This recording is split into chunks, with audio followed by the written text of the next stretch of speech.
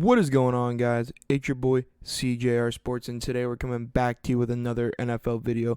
Before we get started, make sure you like this video and subscribe to the channel.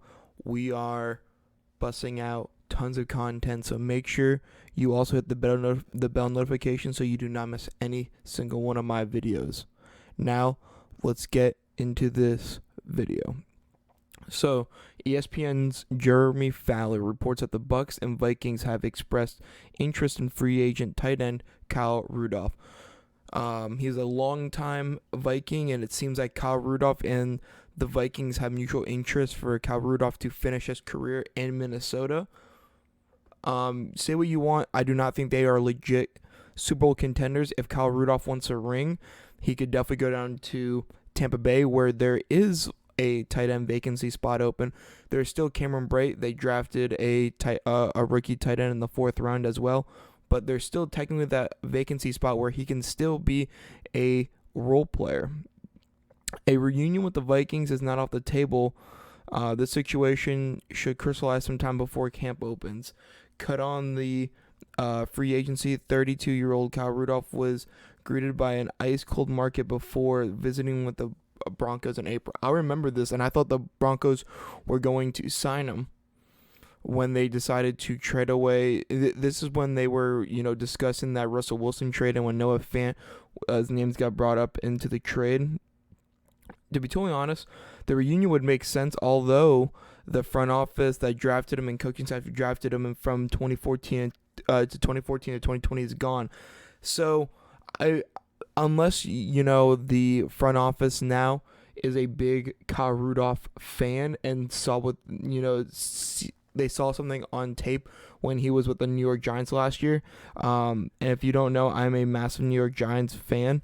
He did not show a lot of promise the entire offseason.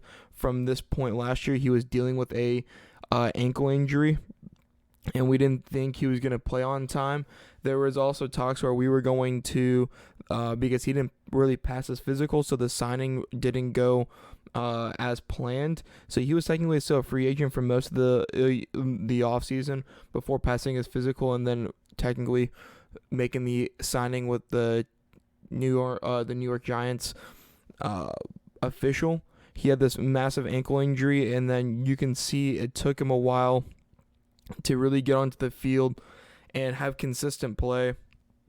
And when he was on the field, it was hard for him to stay onto the field.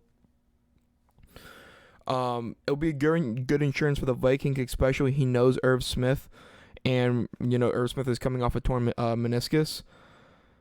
He's going to find a new home. He will be playing football this on, I believe, week 1. I think he's good enough to be able to at least be able to play football week 1.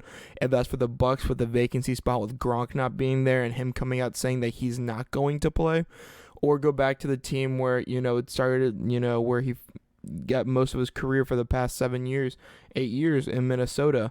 Like I said, he is 32 years old, so his prime's over with. He does have good hands. I mean, if that's what you're gonna get with him, is gonna be surefire hands, and I'm pretty sure he can get used to Tom. Tom loves his tight ends, and Brate's a good tight end, but I think with the Rudolph, Brate, and Otto pairing of those 3 tight ends should be just fine for Tampa Bay.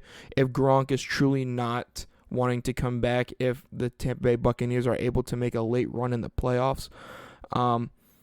But my personal preference of where he goes would be the Vikings. It was really weird seeing him in this, blue uniform last year for the Giants, and me watching him for 17 straight weeks. It was definitely a little odd for me. I would like to see him back in his, purple. But if he wants to ring chase and, try to get that Super Bowl ring and then maybe go off in the sunset and retire, Tampa Bay is not a bad option. With Chris Godwin should be expected to play week 1. I mean, they should not miss a beat on offense.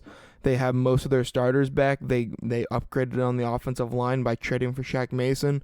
You can get a pretty solid surefire hands tight end with, he still has a little bit of blocking upside. I mean, I don't see how Tampa can really go wrong with Kyle Rudolph, and he's going to be cheap. You can get him on the vetmin league. The league veteran minimum contract would be the best thing for Kyle Rudolph.